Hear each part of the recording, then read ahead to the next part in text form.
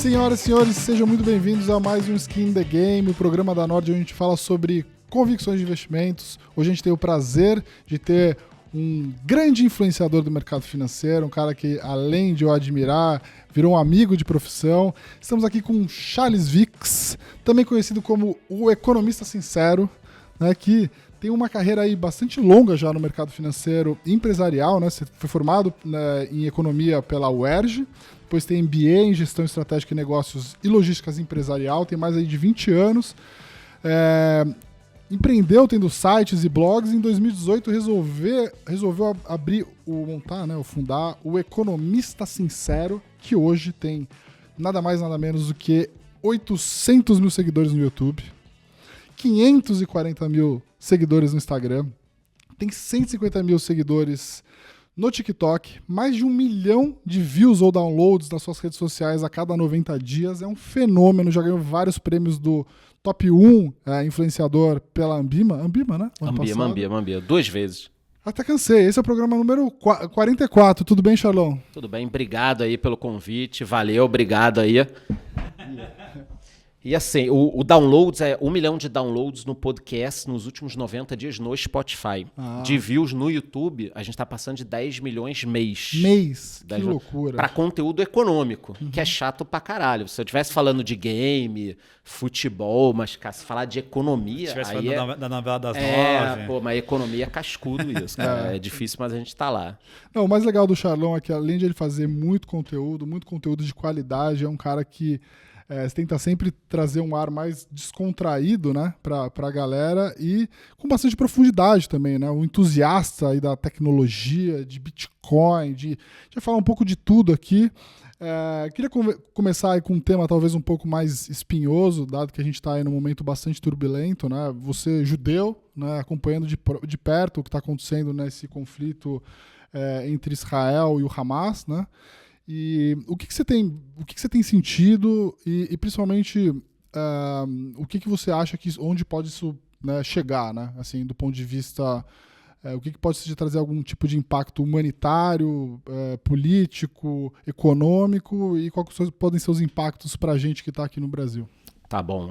Primeiro de tudo, valeu, galera. Obrigado por estarem assistindo aqui o podcast. Não esqueçam de dar like e tudo mais, né?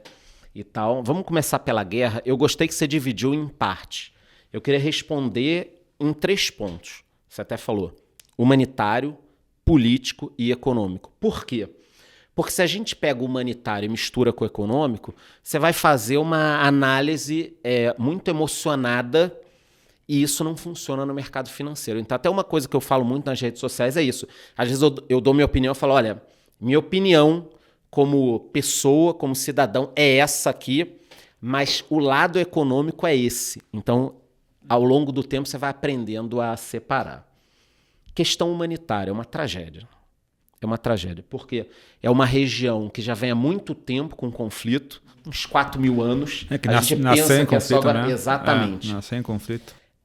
As pessoas ficam muito emocionadas falando, muita gente que não sabe o que aconteceu. E, infelizmente, você teve uma tragédia muito grande, que foi um atentado pesado, e depois algumas pessoas tentando justificar. Foi por causa disso, daquilo. E aí, quando você pergunta, tá, mas você entende alguma coisa da região? Não entendo, não sei. Mas é meio que isso.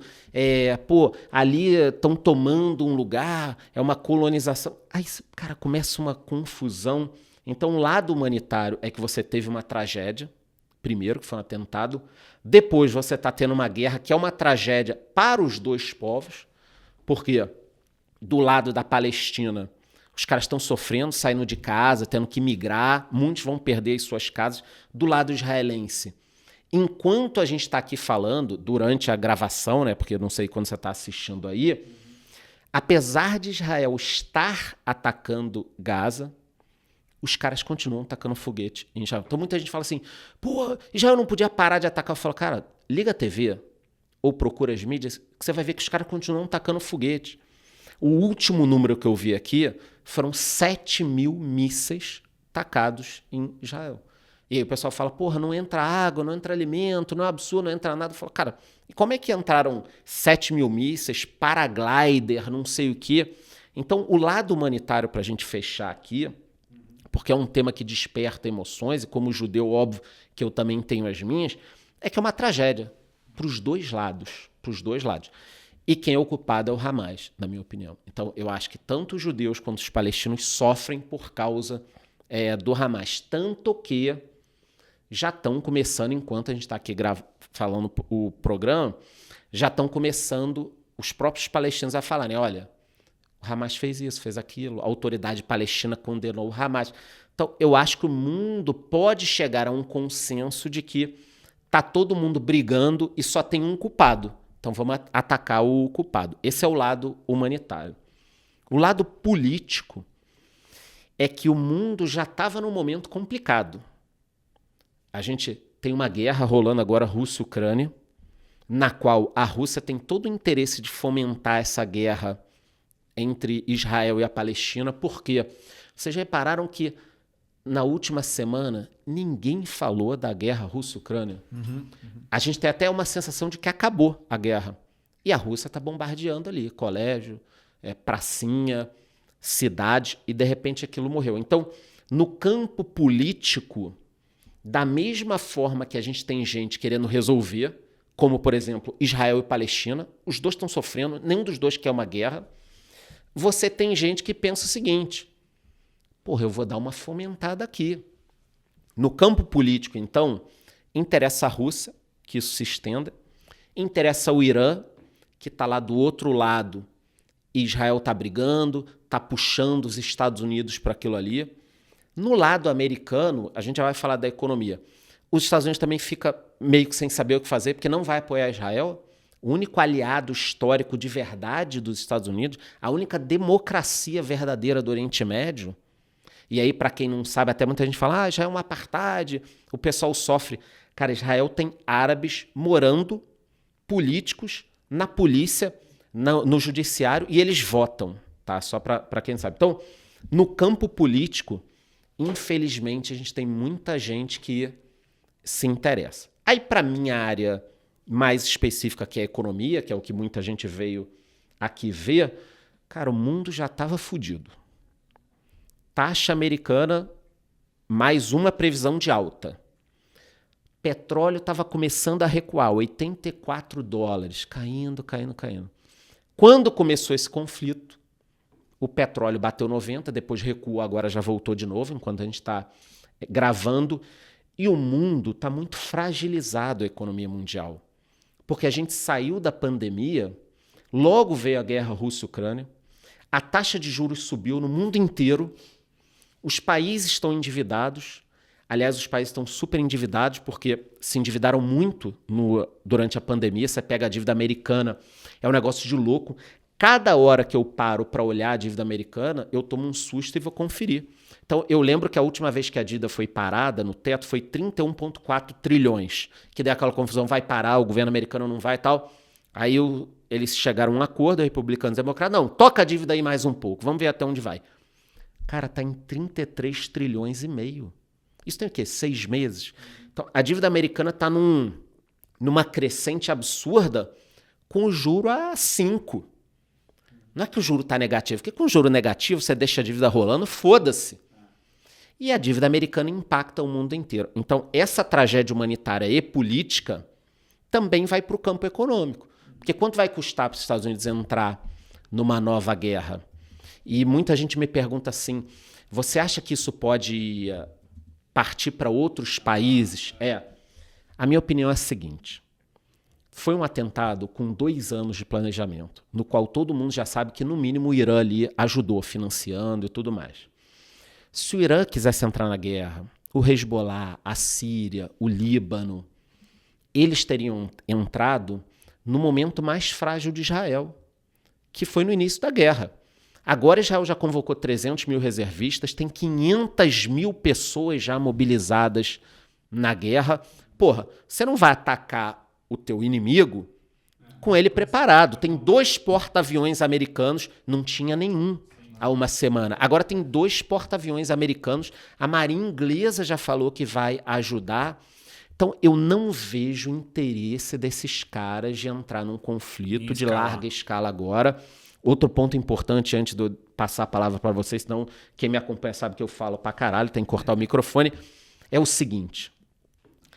Catar, Arábia Saudita, Turquia, são países, Emirados Árabes, são países que tiveram os seus recursos nas últimas décadas totalmente vinculados ao petróleo e de uns anos para cá passaram a investir muito em turismo e participações em empresas estrangeiras. Tá? Sem a ajuda do mundo ou sem participação no mundo, aqueles países não sobrevivem, começando pela Arábia Saudita. Então, do que adianta você ter dinheiro se você não faz comércio com ninguém, não consegue comprar nada em lugar nenhum? Então, esse lance de Arábia Saudita tem time de futebol, tem participação de empresa aqui, ali. Se esses países atacarem Israel, a Europa, os Estados Unidos, Austrália, Nova Zelândia, Japão, Coreia do Sul, parte da Ásia ali, o mundo vai se dividir, vai se fragmentar.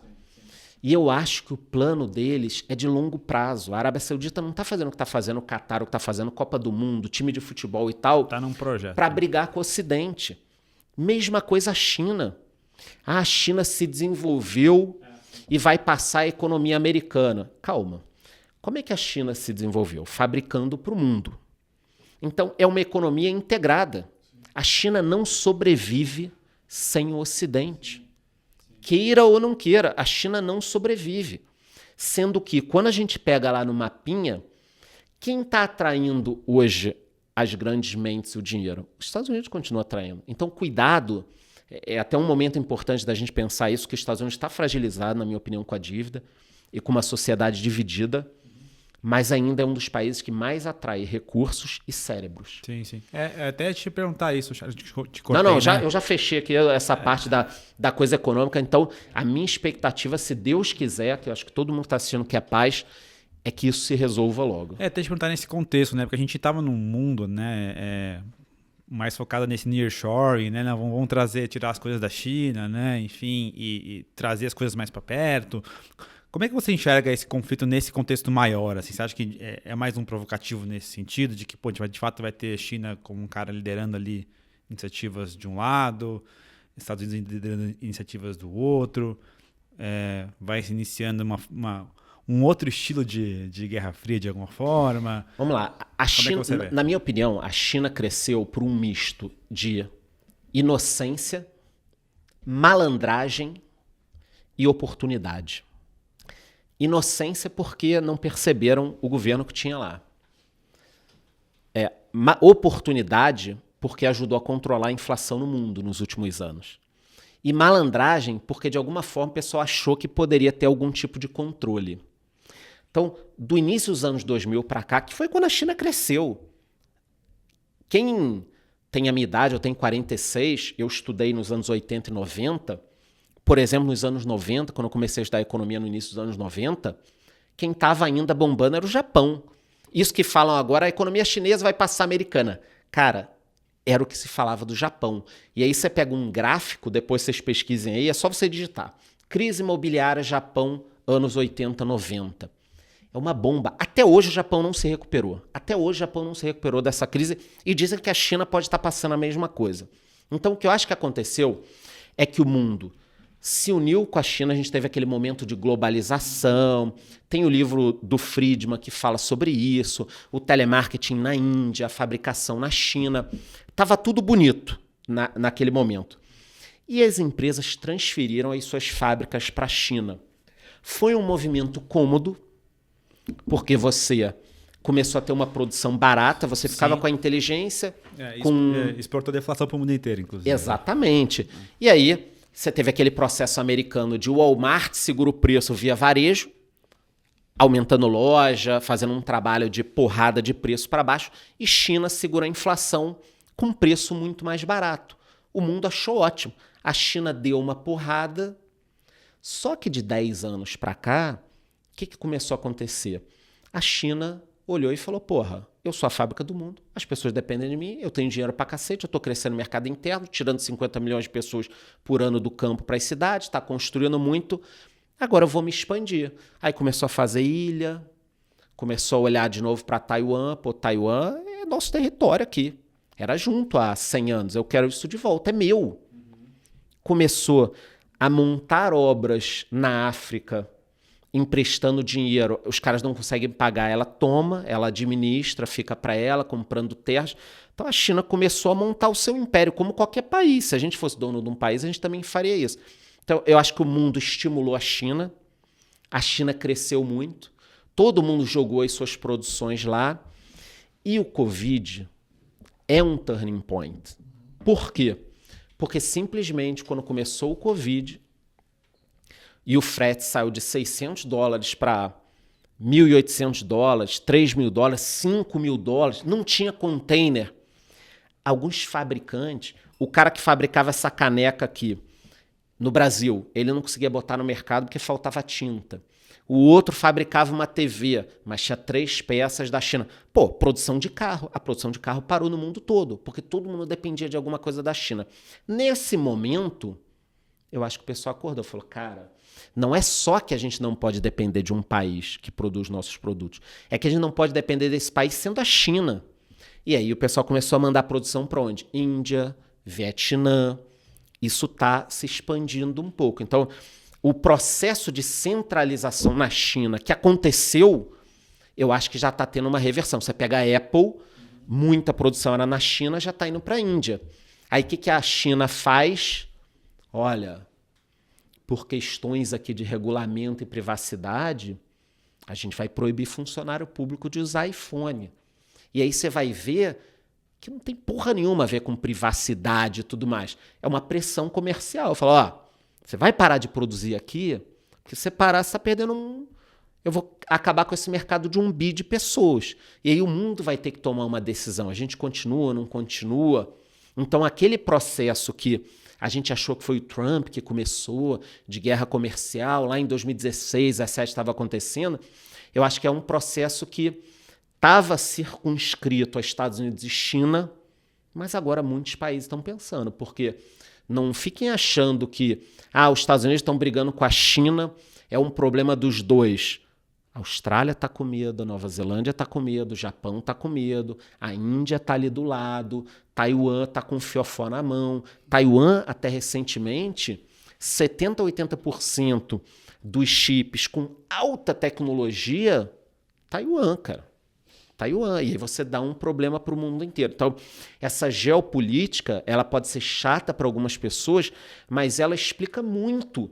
Porque e até num conflito como esse do Oriente Médio que a gente está vendo, você já vê algumas junções. Cara, para pensar que há 3 ou 4 meses, 6 países novos aderiram ao BRICS, incluindo Irã e Arábia Saudita. Que time. Que time. E esse grupo de países... E o que representa o BRICS hoje aqui. Então, é o que eu falo para todo mundo. A pessoa fala, Charles, você acha que pode ter uma 3ª guerra mundial? Eu falo, cara, meu medo não é nem só esse. É que eu acho que a gente está no eixo dessa vez. Tipo, a gente está no grupo de países errados, mas tudo bem. Mas só para finalizar, esse novo BRICS, com China, Irã, Arábia Saudita, Brasil, ele representa 45% das reservas de petróleo do mundo. Então ele dita a regra. E são países que, em sua maioria, não têm uma democracia plena. A Arábia Saudita não tem, Irã não tem, China não tem, Rússia não tem. Porra! No Brasil tem? No Brasil tem. Eu não quis falar, mas eu acho que você forma um eixo aí. Entendeu? Contra quem? Europa, Estados Unidos, Austrália, Japão. Quer dizer, o mundo tem essas questões. E isso, eu vou falar um negócio, vai pesar cada vez mais. Não vai ficar numa boa. Não vai ficar numa boa, porque nós temos atores muito fortes hoje em dia. O Putin não tá para brincadeira. O Putin não é um cara que está pensando o seguinte, eu tenho a Rússia, eu governo a Rússia, eu vou cuidar da Rússia. Não é a visão do Putin. A China não tem uma visão de que eu tenho aqui 1,5 bi quase de gente. Galera, vou focar no meu. Não, cara. Eles estão cada vez mais expansivos, fabricando navios, aviões de guerra, ogivas nucleares como nunca. Por que estão fazendo isso? Entendeu? Então, essa geografia e essa economia do mundo cada vez mais vão importar. Quem não olha para isso, cara, não está entendendo nada. Sim.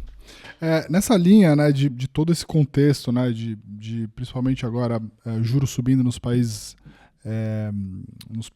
nas economias principais aí, né, nos principais países, né, então, tanto na Europa, nos Estados Unidos, uma guerra que já instaurada há muito tempo entre Ucrânia e Rússia. Agora um novo conflito entre Israel e Hamas, que tem toda uma questão de como que os países vão, né, se envolver nessa questão e que tipo de retaliação a gente pode enxergar. Onde você vê que hoje, né, olhando agora, esquecendo um pouco a parte econômica e esquecendo um pouco a parte humanitária e política, né, são importantes a gente sempre olhar, mas onde você vê que tem as maiores oportunidades hoje, né, na tua carteira de investimento? No teu canal você é muito vocal, você é skin in the game total em falar quais são as classes de ativos que você gosta mais. Então, até gostaria que em seguida você falasse o que você não investiria nesse momento de jeito nenhum. Nem obrigado, né? Nem se o Putin sentasse aqui, você investir. vai tomar esse chazinho de polônio ou investir na... Falar em chazinho de polônio, eu fico brincando lá no meu canal, tem que até parar de brincar. Com Rússia e China não é bom brincar muito. Mas que volta e meia alguém desaparece na Rússia e na China, né? E essa semana mais um bilionário chinês sumiu, um cara de commodities, ninguém sabe onde o cara tá. Não sei se vocês lembram, o Jack Ma, o dono da Alibaba, ficou sumido uns meses, e aí ele voltou e não criticou mais a China. E quando ele sumiu, ele tinha recém-criticado, feito uma crítica à China, e estava nas vésperas do IPO do braço financeiro da Alibaba, né? E aí não rolou o IPO, ele sumiu.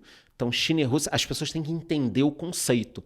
Você não vê um bilionário sumindo nos Estados Unidos, na França ou na...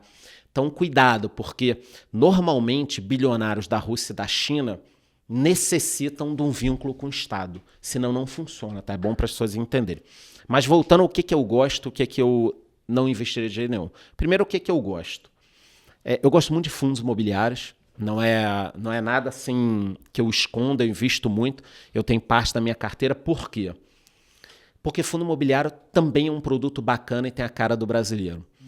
A gente, durante muito tempo, principalmente por causa da inflação, medo de confisco, o brasileiro que teve dinheiro, ele sempre investiu em poupança ou imóveis. Ou imóveis, é isso. E a característica básica do fundo imobiliário, o fundo padrão, papai com mamãe, eu tenho um fundo aqui que tem imóveis, é o quê? É você investir num fundo que compra imóveis e com o dinheiro daquele aluguel ele te paga. Então você consegue ter uma certa previsibilidade. Charlão, investir num fundo aqui que não está me pagando porra nenhuma. Bom, você investiu errado, acontece também. Mas se você montar uma carteira com 10 a 15 fundos, você consegue, hoje em dia, por exemplo, quando a gente está gravando aqui, 0,80, 0,90. Quem vem investindo no último ano, 1,20 ao mês, mais a inflação.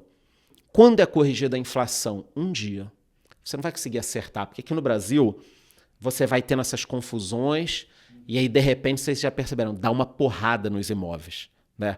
Rio de Janeiro, por exemplo, há anos que os imóveis não são reajustados. Principalmente imóveis comerciais. São Paulo já é um pouco diferente. Então, eu gosto muito de fundos imobiliários. Eu acho que é uma classe de ativo que dá um equilíbrio na carteira. E quanto que você acha que você deveria, assim, uma pessoa normal deveria ter da carteira como um todo em fundos imobiliários? O que você sugere? E também a quantidade de fundos imobiliários, né? O que você acha que faz sentido ter? São 5, 10, 15, enfim, mais do que isso? Vamos lá. Tem o cara conservador, moderado e arrojado. Na média, uns 30%. Por que 30%? Porque você trava numa classe de ativo que vai te dar inflação se você investir direitinho e que hoje está te dando aí 0,80, 0,90. Para quê? Não é para você pegar essa renda, é para você reinvestir. Isso que eu te perguntar. Então, ao longo do tempo, o mercado deu uma queda. Caralho, você está recebendo ali quase 1% no mês para reinvestir e muitas vezes alimentar até a tua carteira de ações. Sim, sim. Muita gente usa fundo imobiliário como renda também, né? Assim, não é o seu perfil, assim, é mais como uma forma de usar como reinvestimento, não só em FIIs, mas em outras Agora, aqui no Brasil, como não falar do CDI? Quem não tem CDI no Brasil mas a gente louco. Não falou, você falou 30%, mas quantidade? Boa. Começou a investir. Se você quer ter pouco, você tem que ter FOF, que é fundo de fundo. Porque se você investir, eu só quero ter 3 fundos aqui, vou ter 3 fundos de papel. você pode quebrar a cara. Porque se um fundo der um problema grande, você tem um percentual muito grande nesse fundo. Então, acha assim, quer ter pouco, você vai ter FOF. Porque aí com um fundo você diversifica em 20, 30. Quer ir crescendo, eu acho que de 5 a 10 fundos você vai aprendendo e 10 a 15 é o ideal, principalmente para quem tem acima de 30% de fundos. Tá? De 10 a 15. 10 já é um número muito bacana. Por quê? Porque se der merda em um, não vai puxar a tua carteira para baixo. E quer saber a verdade? Sempre vai dar problema em alguma coisa. Vai dar problema num, o outro sobe. Aí, na média, você vai fazer um bem bolado. Hoje em dia tem os fiagros, a gente estava conversando. É uma classe nova de ativos. Gente, fundos imobiliários, 2018, quando eu comecei a falar no meu canal, era mal visto.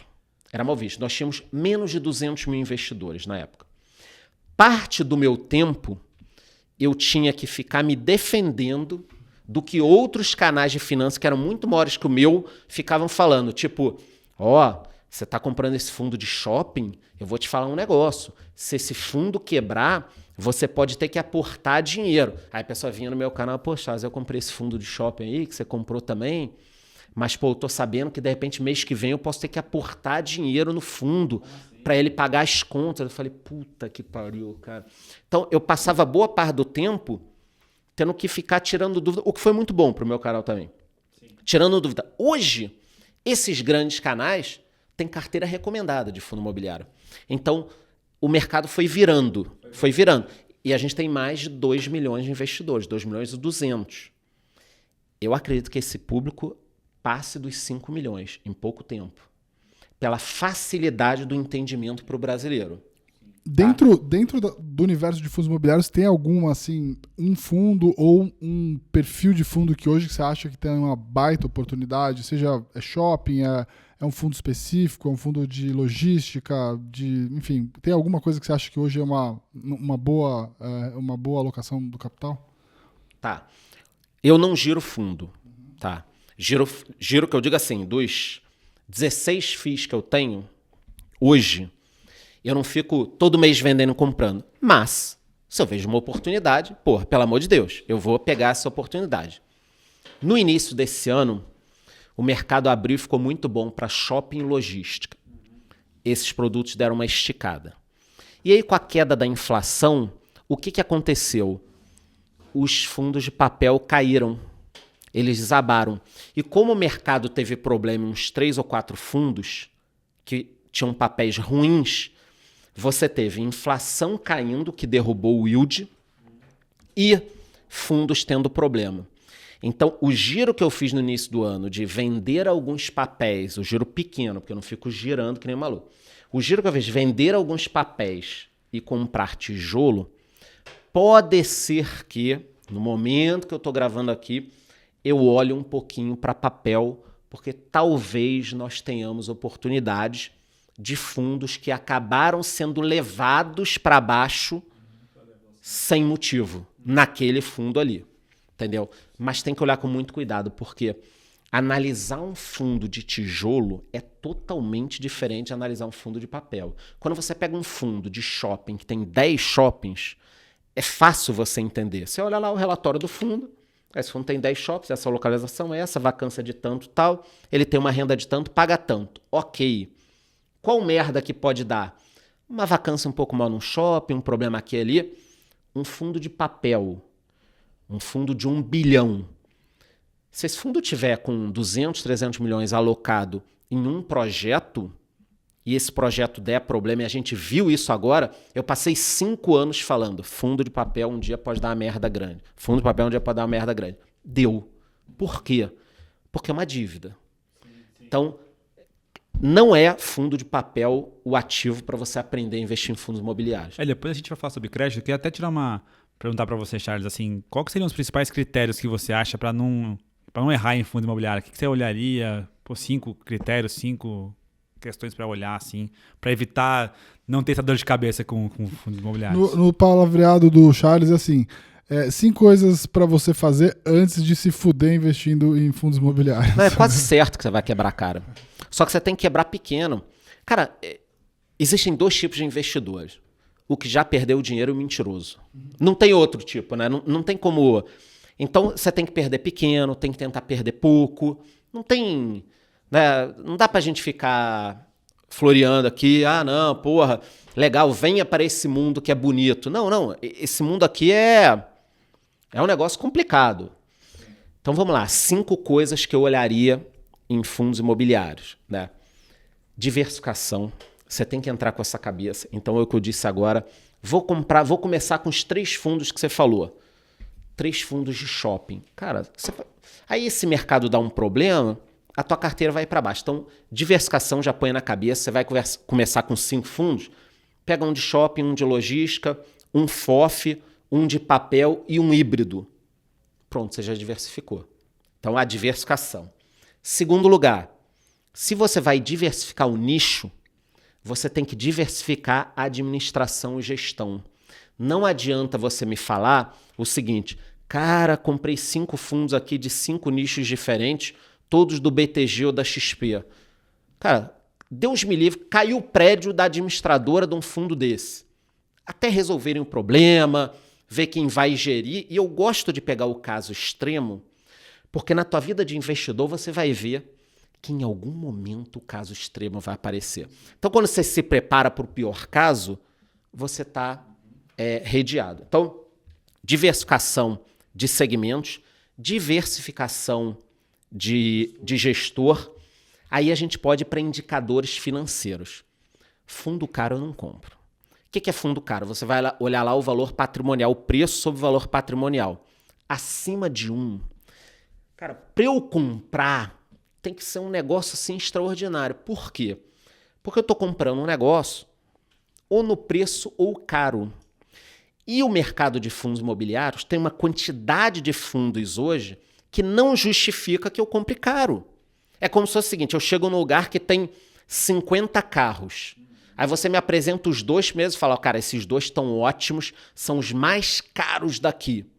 E os outros? Não, os outros são o mesmo modelo, estão um pouco mais baratos. Falando, não, então peraí, deixa eu olhar os outros, aí depois eu volto para esse aqui. Então a experiência me provou que tem que tomar muito cuidado.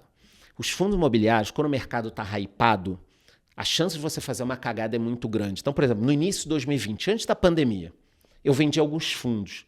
Não porque eu era inteligente, mas que o mercado foi subindo com a queda da Selic em 2018 e 2019, que estava uma insanidade o mercado de fundos imobiliários. As cotas estavam 1,20, 1,30, 1,40, 1,50 do valor patrimonial. HG elegeu 1,50, MXRF11 custando R$14. Estava tudo muito fora. Quando acontece isso, você tem que tomar cuidado. Então, diversificação de segmento, diversificação de administrador-gestor e olhar o preço do fundo para você já separar aquilo tudo que está muito caro. Depois, eu vou sim olhar o yield. Porque, olhei tudo isso. Não, aí para mim qualquer yield serve? Não faz sentido. Porque se qualquer yield serve, é melhor você ir para o Tesouro. Né? Se hoje eu tenho no Tesouro IPCA mais 6, teoricamente garantido, qual o sentido de eu pegar um fundo imobiliário que vai me pagar 6% de yield ao ano? Não faz sentido nenhum, tem que ser um idiota. Ele não tem potencial de subir e está me pagando o que o Tesouro paga? É uma insanidade. Então eu tenho que ter um retorno que seja acima do que eu tenho garantido. Senão não faz nenhum sentido. Então, atualmente, 0,8 é mais ou menos o que eu estou olhando de yield. Tá? Eu vou olhar o yield. Esse é um erro que muita gente comete. As pessoas abrem lá um relatório e falam, caralho, esse fundo aqui está pagando 1,30 ao mês.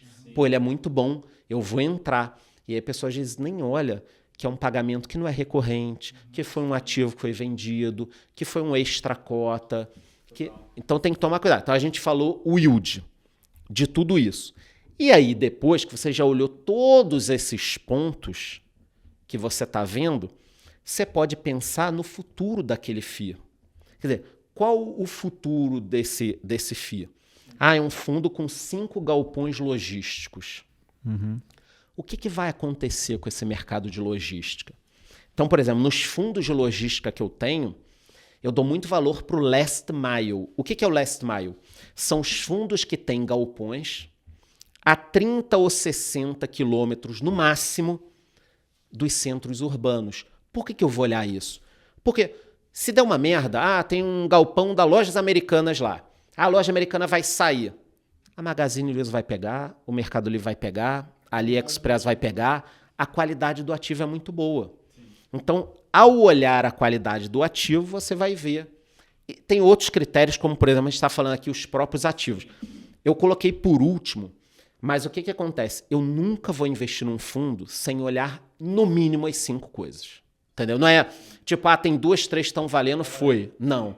Eu vou olhar a qualidade dos ativos aqui e o valor que isso pode ter no futuro. Por exemplo, hoje em dia, a gente está passando um problema das lajes comerciais. Sim. Será que vai continuar? Não vai? O Rio de Janeiro, sendo o Rio de Janeiro, morreu. É o Walking Dead. Né? Sim. Tem uma questão que você comentou, né, do crédito também, né, que impacta fundos imobiliários, mas também tem uma classe grande agora que tem potencial, né, para se tornar cada vez mais, são os FDICs, né? A regulação está editando isso para você ter acesso ao varejo, né, que era uma classe que, em geral, era muito mais focado no investidor profissional, investidor qualificado, enfim. Como é que você vê essa classe, o potencial aqui? Você acha que faz sentido entrar? Enfim, como é que você vê essa classe?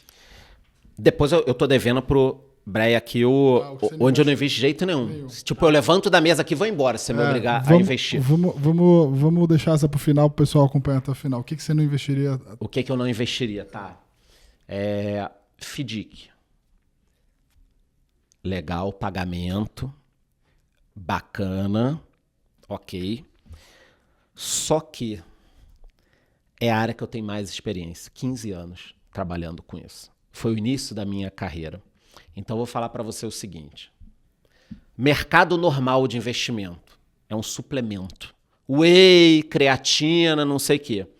FDIC é tarja preta. Então você só vai se meter nisso aqui.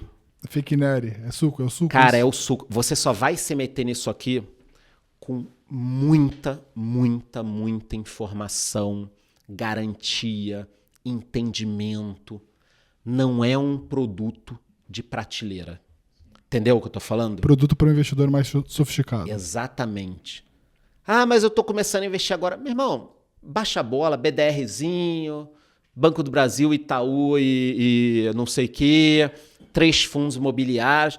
Não, mas me falaram do FDIC aqui pagando 1,5. Cara, se tem um negócio muito bom pagando muito, por que você tá vendo isso para comprar e não o cara mega inteligente?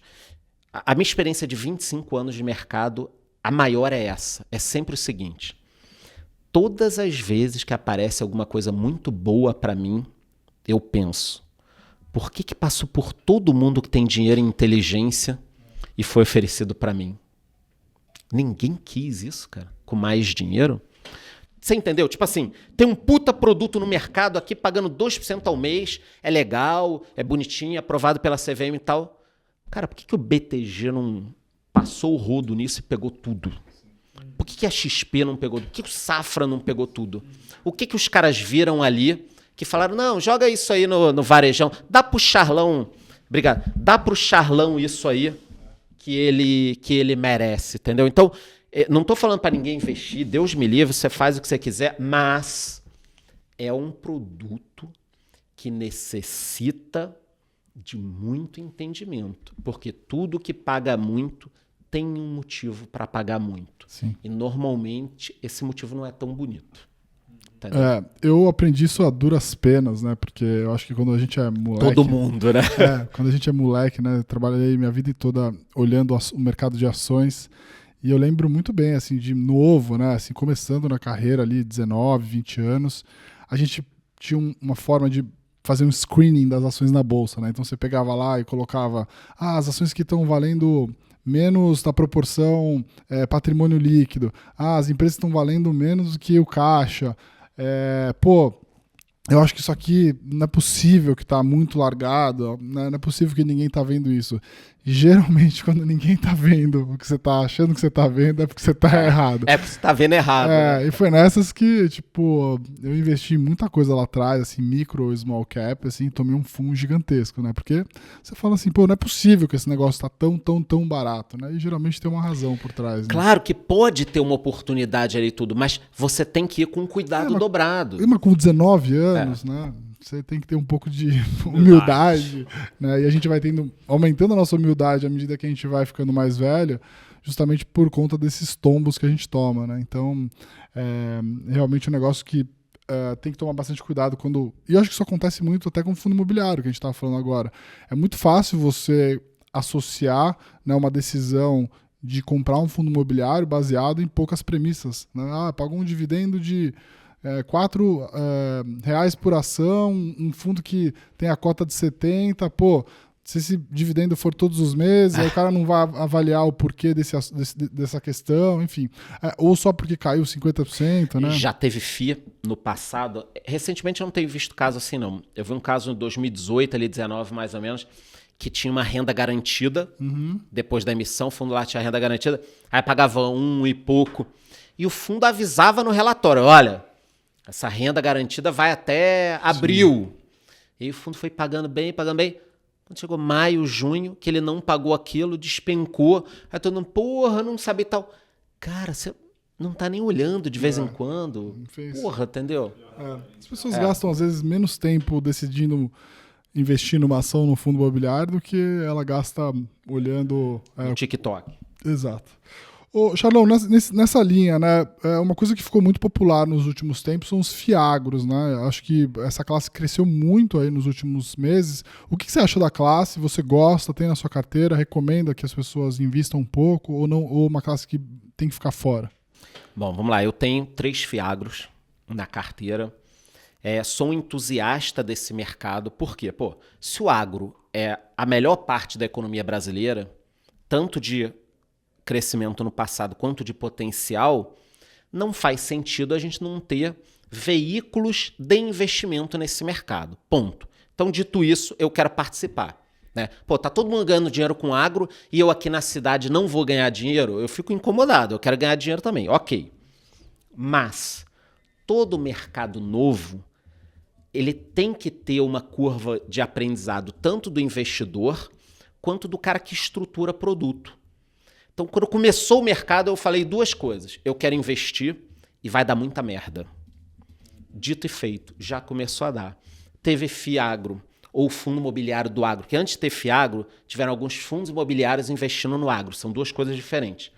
Que comprou fazenda, a fazenda tinha problema judicial, não viram. Que o cara não está pagando. Que entrou em recuperação judicial. Então, esse mercado ele tem um tempo para que as coisas se acomodem, amadureça. Aí o cara da cidade aqui vai aprender a lidar com as técnicas do campo, vai visitar. Então, tem um entendimento. Eu estou participando? Estou. Qual o cuidado que eu tomo, por exemplo? De pegar segmentos diferentes do agro. Boa parte dos fundos ainda estão em certificados, em papel. A gente tem pouca coisa ainda em silo, fazenda, que seja o arrendamento da produção. Então, o que eu fiz? Eu comprei 3 fiagros, sendo que são em segmentos diferentes do agro. Então, por exemplo, um dos meus fiagros, ele tem 90% da produção em soja, e aí o outro, que é a minha segunda maior posição, já é mais açúcar e álcool. O que eu estou fazendo com isso? Além de me blindar um pouco das administradoras, dos gestores, de todos os problemas que podem acontecer, eu ainda estou cuidando um pouco porque o mercado de commodities ele é cíclico. Então, de repente, pode ter um problema na soja e aí se eu tenho 5 fiagros, mesmo que sejam de gestores e administradores diferentes, mas o produto final é soja, eu vou me fuder do mesmo jeito. Esses cuidados a pessoa tem que ter. Você só aprende com o tempo, tá? Mas eu sou entusiasta, acho que vai crescer muito. O PIB do Brasil é muito focado no agro e isso não estava chegando para a gente. O investidor comum, cara, como é que eu ganho dinheiro com agro? A gente não tinha como. E só para encerrar o tema de fundos imobiliários, eu falo para todo mundo que o fundo imobiliário ele é um dos poucos produtos financeiros que você, com clareza, percebe que ele é um produto bom para todas as partes. Então, olha só, eu compro um fundo imobiliário, eu como investidor, eu estou conseguindo o que com isso? Se eu monto uma carteirinha bacana? Gerar uma renda para mim. Então, ele tem um viés previdenciário também. Eu posso montar uma carteira e ficar recebendo ali um dividendo. Então, para o governo, esse mercado crescente, se ele for saudável, ele pode te ajudar a formar uma base de previdência das pessoas. Então, para as pessoas é ótimo. Para o outro lado da cadeia, que é o lado de construção de imóveis e tudo mais, ele serve para financiar aquele mercado sem a dependência de grandes instituições financeiras. Porque eu posso, por exemplo, montar um shopping, emitir aqueles títulos ali e socar isso num fundo imobiliário de shopping. Aí aquilo ali vai rolando, eu consigo captar às vezes mais barato do que captar em outros locais. Então você estimula a previdência e estimula o mercado de construção, que é um dos mercados que mais emprega. Cara, é do caralho. Porra, é um mercado ótimo, entendeu? Ô, Charlão, a gente vai entrar aqui em alguns outros assuntos que a gente vê você falando muito, que eu gosto de te ouvir falar. Um deles é a história da inteligência artificial, né? Teve um boom aí da história de inteligência artificial, isso refletiu muito em algumas empresas da Bolsa Americana. Você acha que inteligência artificial hoje é uma oportunidade de investimento ou uma bolha, igual você mesmo previu, que era o tal do metaverso, né? É o novo NFT de macaco, né? E NFT de macaco eu tenho. Eu tenho alguns aqui. Como eu sou entusiasta de tecnologia, eu vou me meter em tudo. Em tudo. Uma coisa vai dar certo, outra vai dar errado. Por exemplo, cripto, eu ganhei muito dinheiro com cripto. O que eu acho de inteligência artificial, e a gente estava muito brincando, é o novo metaverso ou não é? Eu não acho que é o novo metaverso. Por quê? Porque o uso é mais simplificado e interessa mais gente. Então, por exemplo, o próprio JP Morgan, o CEO, disse que eles já identificaram e estão usando em 300 atividades diferentes dentro do banco a inteligência artificial. Em 300 atividades diferentes. Tudo bem que no meio deve ter o estagiário que usa para postar no futebol, o cara... Ok. Mas eu acho que a inteligência artificial vai facilitar algumas atividades que a gente faz. Ela não vai ser a resolução de todos os problemas. Assim como surgiu a internet, surgiram outras coisas, ela vai ajudar a gente a chegar em algum lugar. Então, eu não acho que ela é o novo metaverso. NFT de macaco que a gente brinca é porque a turma só olhou para o NFT como uma figurinha. Não é isso. É uma tecnologia que você consegue transferir as coisas. Então, só para dar um exemplo, a gente fechar o NFT, eu tive nos Estados Unidos recentemente, aí tava tendo playoff da NBA. Caralho, quero ir, quero arrumar ingresso. Pô, aí eu tive que comprar num Via Gogô, app desses. E aí, cara, a pessoa não me mandava um e-mail, um rolo do caralho, eu indo pro estádio sem conseguir, 2, 3 mil dólares, a cadeira, um rolo do caramba, aí o cara me transferiu, entra no e-mail. Se fosse um NFT, a pessoa poderia colocar, eu comprar, já viria pro meu celular. Então, a tecnologia de NFT, ela é muito boa. Ela não está sendo usada ainda. Ingresso do Rock in Rio, de clubes, relatórios. Essa tecnologia vai ter usada. O metaverso, não é que ele acabou, é que os usos foram mudando. Por exemplo, todo mundo falava que a vida ia ser home office. Mudou isso, acabou. E aí o metaverso também dá uma murchada. Mas voltando para a inteligência artificial. Então, eu não acho que o mundo vai mudar radicalmente do jeito que fala, tipo, os robôs substituírem o homem, porque vão pensar em tudo. Mas nós teremos novas ajudas e que sim vão substituir alguns empregos, algumas coisas. Eu vi alguém falando que é o seguinte, a inteligência artificial ela não vai roubar o emprego das pessoas, na maioria das vezes. Mas possivelmente uma pessoa que sabe usar a inteligência artificial vai roubar o emprego daquela que não sabe. Né? Perfeito. Então, não faz sentido hoje, se a pessoa é jovem, está assistindo a gente, 20, 25 anos, não está entendendo o que eu estou falando. NFT, metaverso, inteligência artificial. Essa pessoa tem que ser o inovador que vai implantar isso nas empresas. Então, concordo com você. Está faltando o cara que vai chegar aqui para você e falar o seguinte, olha, dentro dessa linha que vocês têm aqui de relatório, Sim. asset, wealth, tudo, dá para usar isso aqui de inteligência artificial. Que é o que a gente, assim, acaba... Né, eu até, assim, quando a gente começou a trabalhar no mercado financeiro, né, assim, basicamente o que você tinha que saber fazer era usar o Excel, falar inglês e usar o Excel. Basicamente era isso. Eventualmente você saberia ali programar, fazer uma macro, etc. Né? Eu acho que para essa geração que está entrando agora, a programação ela é quase obrigatória. Né? Então, a maior parte das pessoas que a gente contrata aqui para algumas posições na Nord, eles já vêm com uma bagagem muito boa de programação, que tem esse fim, né, de facilitar, otimizar e facilitar as atividades braçais do dia a dia, principalmente essa, né? Coletar informação, tratar os dados e disponibilizar isso para a gente tomar a decisão cada vez mais rápido. E eu acho que a gente está indo nesse caminho com a questão da inteligência artificial. Né? Então é uma coisa que a gente tem discutido muito aqui, né? E a gente está tocando aqui alguns projetos pequenos ainda, porque a gente não sabe fazer nada em relação a isso, né? E procurando gente boa para nos ajudar. Como que ela pode ajudar, né? Eventualmente, principalmente num negócio como o nosso, que tem que ser muito escalável, né? Até para a gente conseguir dar mais acesso a mais pessoas, né? De uma forma mais barata, eu acho que ele vai ser vai transformar vários negócios assim como o nosso aqui, né?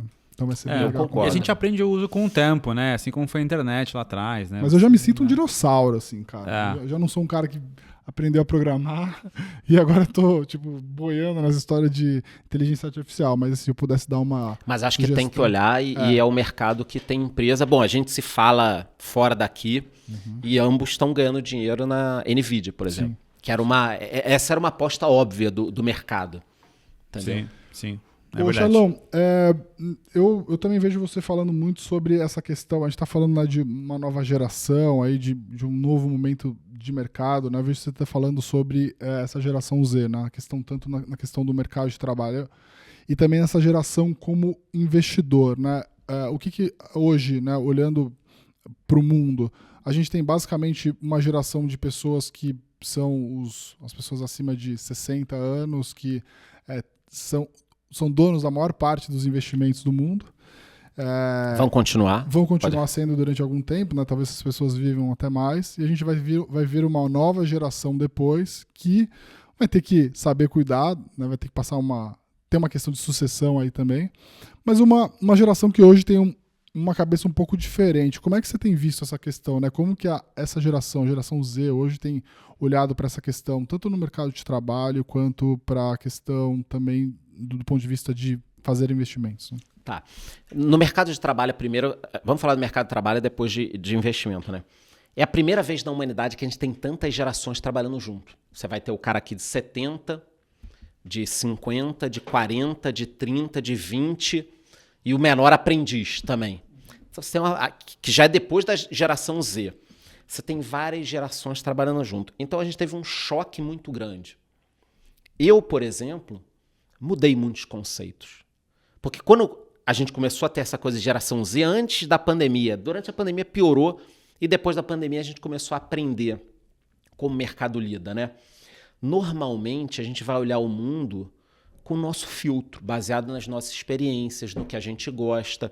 Então eu, por exemplo, fui criado para cuidar da minha carreira, ganhar bem. Comprar um carro era importante. Na minha época eu não tinha carro quando eu era adolescente. E você não tinha Uber.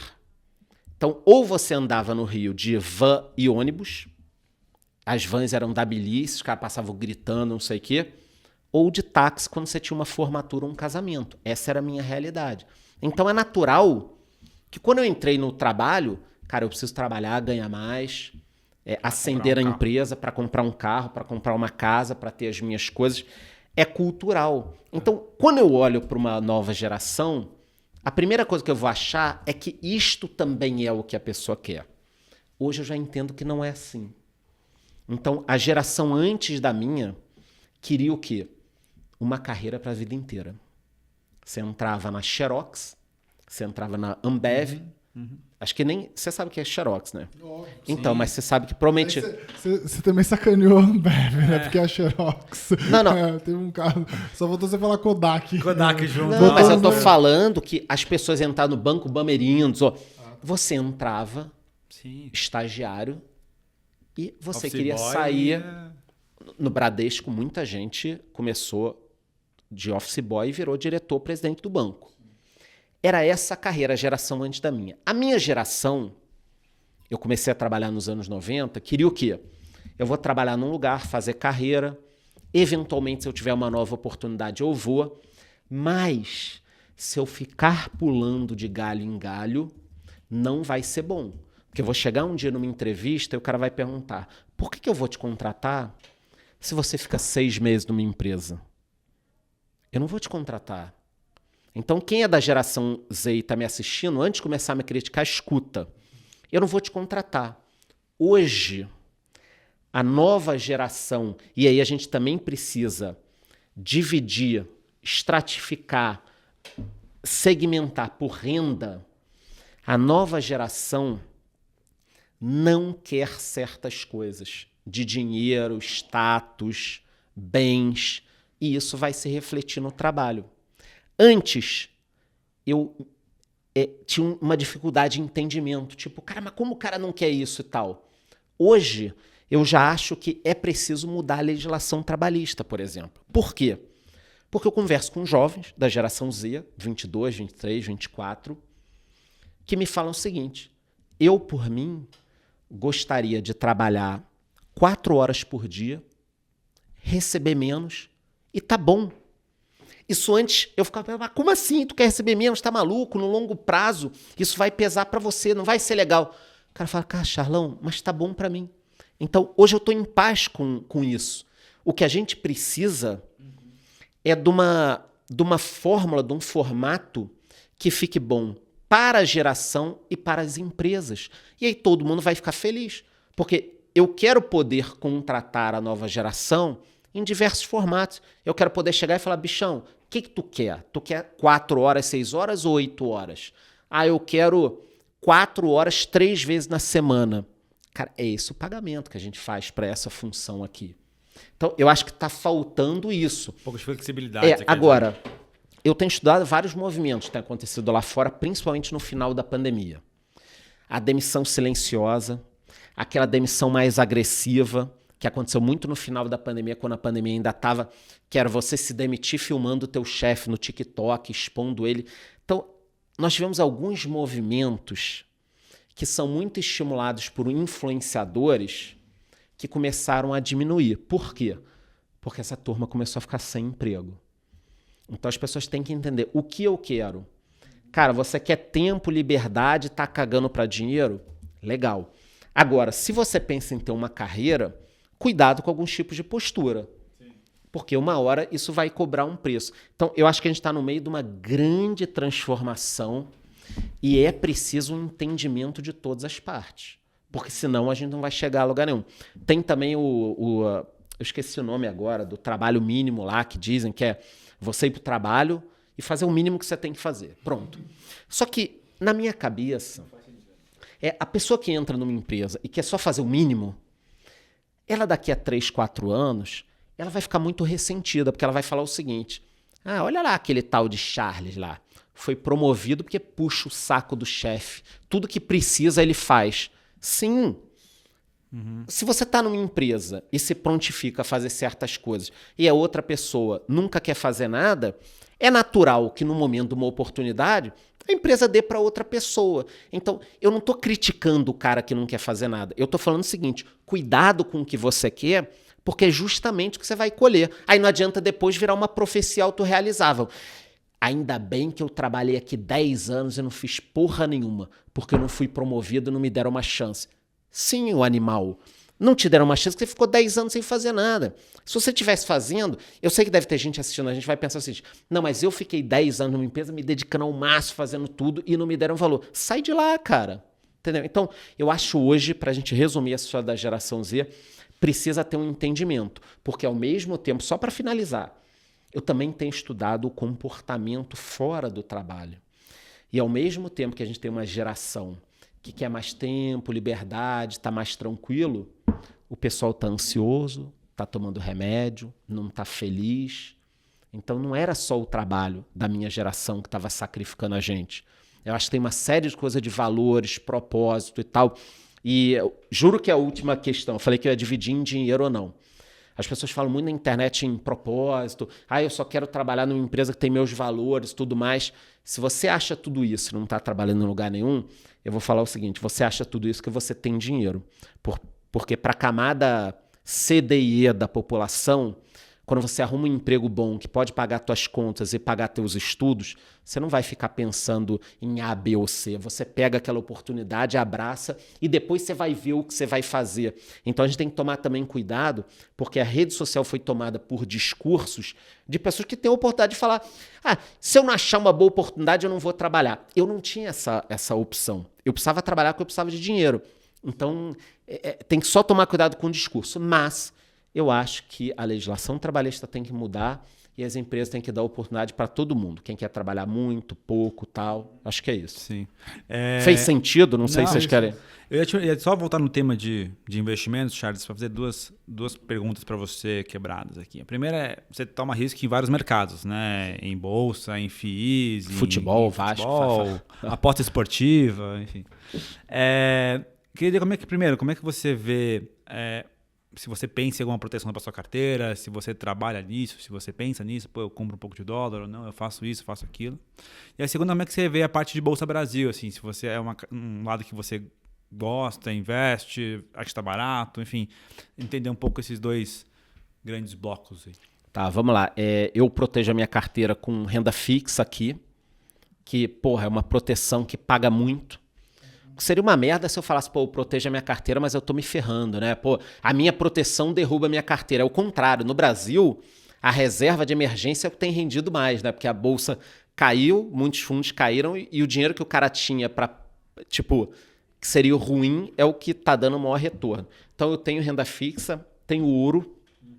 Recentemente eu vendi, no início do ano, eu vendi para comprar tecnologia, agora eu vou voltar um pouquinho pro ouro. Com esse dinheiro, mesmo ele estando alto, que ele vai desempenhar uma função na minha carteira de proteção. Era para o ouro estar mais barato. Não faz sentido o ouro estar alto assim, com o juro americano na PQP. Isso significa que o mundo tem um certo receio de uma guerra ou algum outro problema, né? Então, esse é um ponto. Sobre a bolsa, está barata, mas pode ficar mais barata. Então, a tendência agora, natural das coisas, seria uma alta da bolsa. Porque se a Selic vai cair, óbvio que a gente teria que olhar o ativo. Mas a tendência natural é termos uma alta das ações e dos fundos imobiliários. Isso é uma coisa óbvia para a gente, acho que todo mundo concorda. Selic para baixo, bolsa para cima. O grande problema é que todo mundo tinha um consenso, ou pelo menos quase todo mundo, de que a Selic cairia para 8 ou 9.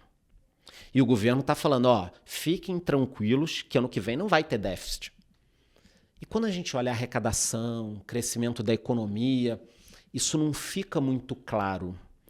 Então, eu sou investidor da Bolsa Brasileira, aporto todos os meses, mas eu tô achando assim, cara, a conta não tá fechando muito, entendeu? Selic 7, 8, déficit 0... a economia teria que crescer muito. E eu não vejo esse crescimento. Mas o Brasil talvez cresça 3 esse ano, mas estão falando 1 e pouco ano que vem. Não vai ser um voo de galinha porque o agro puxou muito. É difícil a gente entender.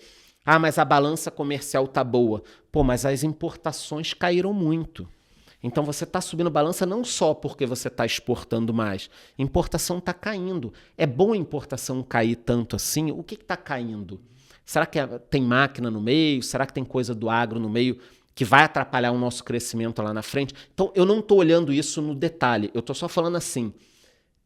Fica uma provocação. Uma provocação de que alguém está mentindo. Sim. Entendeu? Qual número está mentindo, não dá para a gente saber.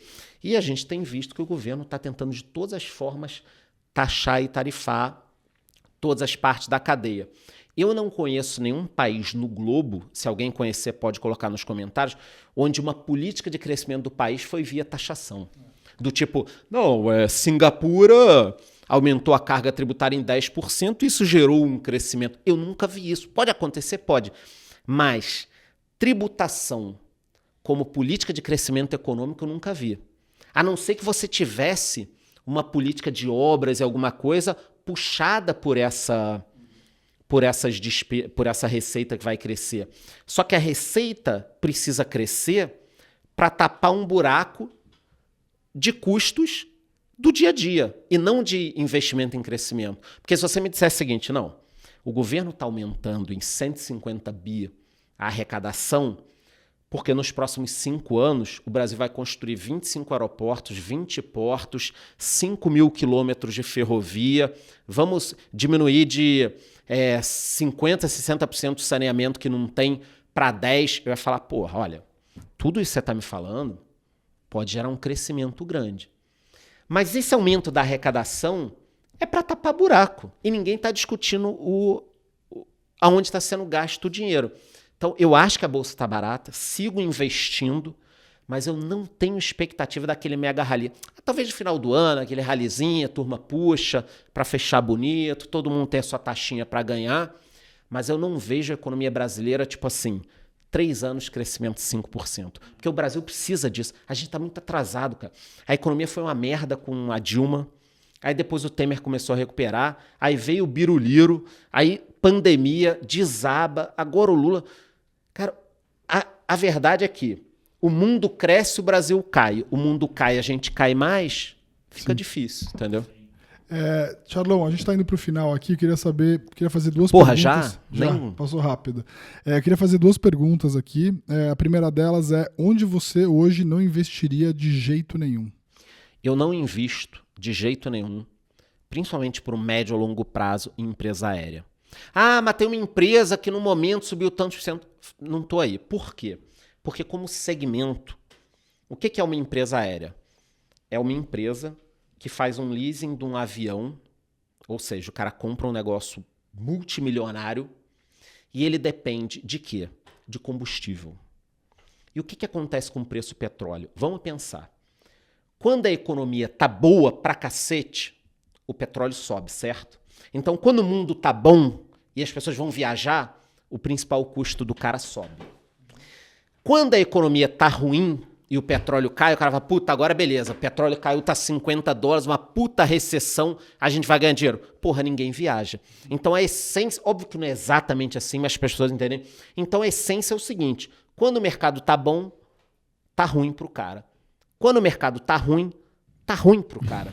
Então é um segmento que, cara, você deve ter um outro case que alguém comprou na bolsa, multiplicou por 100 e tal, mas na essência é um negócio que tem outros negócios bons, né? Tipo, é o que eu falei ali da loja de carros.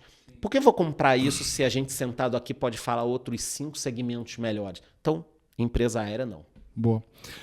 Por fim, tem uma coisa que sempre me perguntam e eu considero você um dos principais influenciadores de finanças do Brasil, sem puxar seu saco, você sabe que isso é verdade. Mas assim, a pergunta que aparece muito para mim, fala assim, cara, eu gosto de investimentos, eu quero ser um influenciador, eu quero produzir conteúdos de investimento hoje no Brasil, para montar meu negócio, enfim, para trazer leads, clientes, para, enfim, uma infinidade de opções de oferecendo serviços ou produtos, né? Esse mercado passou por uma mudança muito grande, né? Lá atrás era o Facebook, depois foi o Instagram, o YouTube depois começou a virar a principal fonte de consumo das pessoas em relação ao investimento. Você, que é um dos caras que mais entende do assunto, se alguém hoje fosse começar, ou até mesmo quem já faz, onde você apostaria, né? Quais são os canais e o tipo de conteúdo que você faria sobre investimentos? Tá. Cara, eu preciso de 2 minutos para responder. Vai ser a melhor resposta que eu vou dar. Assim, quem ficou até agora, fique. Vamos lá. Internet. Qualquer segmento é importante. Ah, mas eu sou dono de um escritório de advocacia. Beleza, o teu escritório tem uma sala, estúdio que nem essa aqui? Não, então faça. Por quê? Porque produzir conteúdo atrai cliente. Naturalmente. Se você for uma boa empresa naquele tema que você trabalha, você tem que falar. Você precisa falar. E se você não for ocupar esse espaço, alguém vai ocupar. E para a gente encerrar essa primeira parte de que todo mundo tem que produzir conteúdo, nos próximos 5 anos esse mercado vai mudar. Esse mercado tem sido muito fácil. Vocês que estão assistindo a gente, estão assistindo a um programa teu aqui, onde milhões de pessoas podem assistir e você não está pagando nada. Provavelmente isso tende a mudar. Cada vez mais o alcance tem diminuído das pessoas e você tem que pagar mais por tráfego e tudo mais. Então, essa tendência já está acontecendo. Tá? Ou seja, quer produzir conteúdo? Qualquer que seja o nicho, qualquer coisa, comece agora. Não dá nem para planejar. Ponto. Se eu fosse começar um canal novo agora, que é o que muita gente pergunta, também me perguntam, a primeira coisa é a seguinte: onde está o teu público? Você quer falar para quem? Eu quero falar para a geração Z. Puta, você quer falar para a geração Z? Geração Z gosta de vídeo rápido. Você pode produzir conteúdo para o TikTok e replicar esse conteúdo no Facebook, YouTube e Instagram, no Reels. Pode fazer uns conteúdos rápidos, uns vídeos engraçados que contenham conteúdo. Não, porra, Charlão, eu tenho 60 anos de idade, eu quero produzir um conteúdo que a galera chama para melhor idade. Pô, cara, melhor idade não tá muito no TikTok. Melhor idade vai estar no YouTube, vai estar no Facebook, que ficou o público mais velho. A tia do Zap tá no Facebook ainda. Eu posto no Facebook, dá view pra caralho. É um público mais velho. O público que me escuta no Spotify é 30 a mais. 80% do público que escuta meu podcast é 30 a mais. Então, a primeira coisa é identifica onde está o teu público, qual o conteúdo que ele quer e ele faz. E por último, você vai começar agora, nicha. Nicha, meu irmão. Não abre o leque para falar de tudo. Porque quem fala de tudo, fala de nada. Então, eu quero falar sobre investimento. Tá, de que você entende de investimento? De tudo. O que você gosta mais? Cara, eu adoro BDR. Pronto, você vai ser o canal de BDR. 5 BDRs boas para esse ano, 5 BDRs podem ser boas na guerra, 5 BDRs podem ser boas se acabar a guerra, 5 BDRs de inteligência artificial. Você vai ser o especialista em BDR. Depois disso, você vai abrindo o escopo, que você vai entender como fazer, o que fazer. Então não adianta criar conteúdo para tudo. É o que eu falo. O cara é médico. Um dia ele grava um vídeo falando dicas para queda de cabelo. No outro, ele faz um vídeo para mulheres de como evitar celulite. Nem o cara nem a mulher vão seguir o canal dele, porque cada hora é uma coisa. Então, quer começar um canal? Nicha, escolhe um público, abraça e vai. Muito bom. Maravilhoso. Demos aqui no horário, né? Ricardo, o Ricardo, o xerife aqui, controla tudo, aprendeu todas as dicas que o Charlão passou, Ricardo, também? Tudo. Isso.